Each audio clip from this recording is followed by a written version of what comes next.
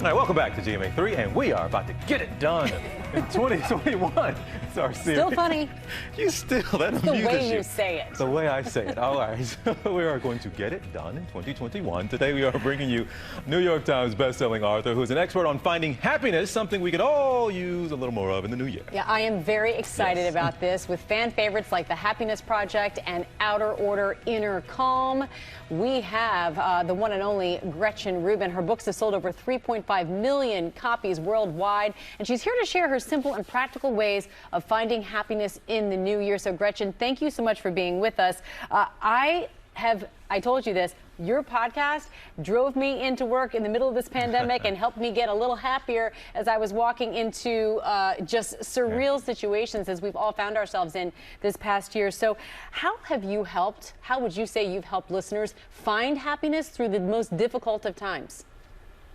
Well, you know, I think what I like to focus on are the practical, concrete things that we can do as part of our ordinary days, things that we can do without spending a lot of time, energy, or money to make ourselves happier, healthier, more productive, or more creative. And I'm really fortunate because I get so many ideas also from listeners and readers, because people have come up with so many imaginative, creative things.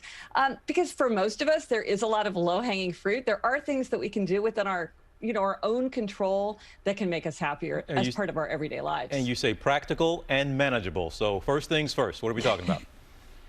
I think a great place to start is with your energy, because it's hard to be happy when you're feeling drained and overwhelmed. And a great thing to do is to give yourself a bedtime. And I'm a big fan of the bedtime alarm, because when you know it's your bedtime, that alarm goes off and it gives you that nudge that you need to start, turning off the TV, putting down your phone, and climbing into bed, because our physical experience always colors our emotional experience, and being well rested will give us a boost. Gretchen, you could not have said anything more perfect, because TJ really needs to heed your advice on that. I've been telling him about the bedtime alarm, so maybe he'll listen to you, Gretchen, because it does make a huge difference. We can tell if TJ has had his sleep or not the next day. All right, and speaking of, we're dealing with relationships, right? And relationships are a huge part of how you stay happy. So how do we navigate this in this world now where we are socially distanced and we're wearing masks? How do you manage those relationships?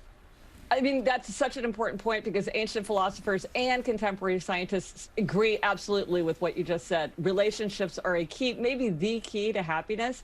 And, now more than ever, we do need to find ways to stay connected to friends, family members, neighbors, colleagues. But people are kind of getting zoomed out. One thing I love to do is a walk and talk. I arrange with a friend to talk at a certain time. They could be anywhere in the world. And then I go for a walk while we're talking. So I'm outside, I'm getting exercise, and I'm connecting with someone important to me.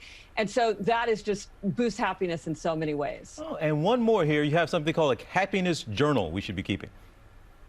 Yeah, keeping a journal is a great way to focus our attention on the high points and also help us remember them later. Sometimes actually keeping a full journal might feel a little bit too overwhelming. I'm a big fan of a one-sentence journal where I just write one sentence a day, and it's a happy memory, something funny that happened, a sweet thing that one of my children did, a moment of gratitude that I'm experiencing. Just writing one sentence is enough to kind of focus our attention and then to help us reflect later on the happy times that we've gone through. All right, Gretchen, thank you so much. We're so happy to have you here. And be sure to check out Gretchen's weekly podcast, Happier with Gretchen Rubin, for even more tips. Did you all set me up with that sleep question? Just got your homework assignment. No. Right.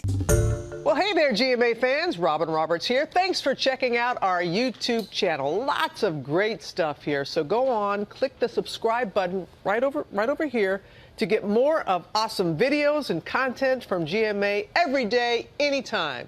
We thank you for watching, and we'll see you in the morning on GMA.